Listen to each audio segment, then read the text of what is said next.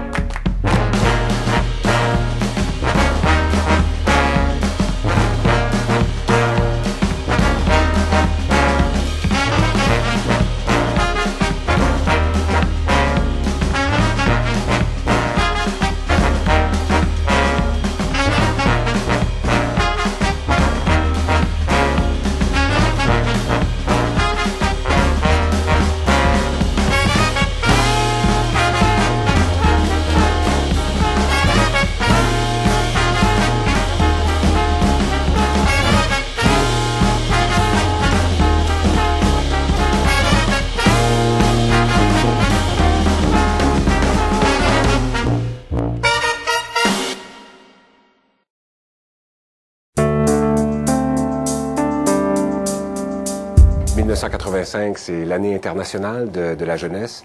Et à ce moment, la question du chômage chez les jeunes se pose avec une acuité très forte. On se souvient du contexte du début des années 80, chômage galopant, taux d'intérêt très élevé, investissement privé très faible.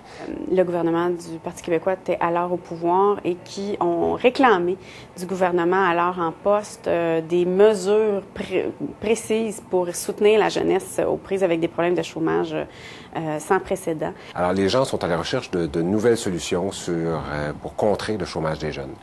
À l'époque, il y a un discours qui est naissant au Québec, qui est celui de l'entrepreneurship et de l'entrepreneurship jeunesse. Et le premier groupe est parti dans la ville de Québec et qui a bien réussi, qui a donné le ton. J'ai parti le second. Nous sommes allés à Québec et avons négocié et proposé à la ministre Pauline Marois de l'époque de mettre sur pied un programme pour l'ensemble des régions du Québec. Et est apparu un programme qui s'est appelé le programme des GSIJ, c'est le groupe de soutien aux initiatives jeunesse. Donc, un programme qui a assuré le financement de base de plus de 80 groupes de soutien aux jeunes entrepreneurs. Moi-même, je travaillais avec des jeunes dans un organisme communautaire et je travaillais à aider des jeunes à développer des projets. Et le gouvernement, dans cette année de la jeunesse-là, a décidé de mettre sur pied un programme qui s'appelait Groupe de soutien aux initiatives jeunesse. On a obtenu la subvention Soutien aux initiatives jeunesse et c'est comme ça que le SAGE est parti. Et il ne faut pas prendre pour acquis que le Québec entrepreneur s'est fait tout seul. Il s'est fait notamment par des mesures très précises, qu'on parle du plan Biron pour parler de choses anciennes, ou le plan Paillé, ou les grappes industrielles de M. Tremblay. Les SAGE font partie de cette structure importante au Québec qu'on a dû bâtir pour former et soutenir nos entrepreneurs. Alors, on a mis sur pied des clubs d'entrepreneurs, on s'est impliqué dans la formation, on s'est impliqué dans le concours québécois en entrepreneurship, on a travaillé. Des gens ont commencé un peu partout, on cherchait, puis on essayait d'aider tous les jeunes qui voulaient partir en affaires. Au fur et à mesure des années, avec le démarrage, le plan Paillé et tout ça des entreprises, on a tout de suite vu que peut-être il y aurait besoin de suivi, programme de suivi, et c'est là que il y a eu des démarches et des programmes, des fonds qui ont été donnés pour faire les suivis des entreprises et non pas nécessairement le démarrage.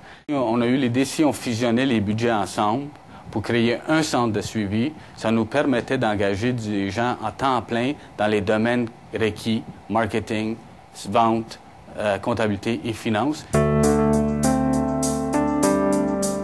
Et la deuxième étape de la fusion était de fusionner les succursales pour être capable de donner services centralisés pour l'ensemble de l'île de Montréal. L'entrepreneurship change et évolue avec le temps.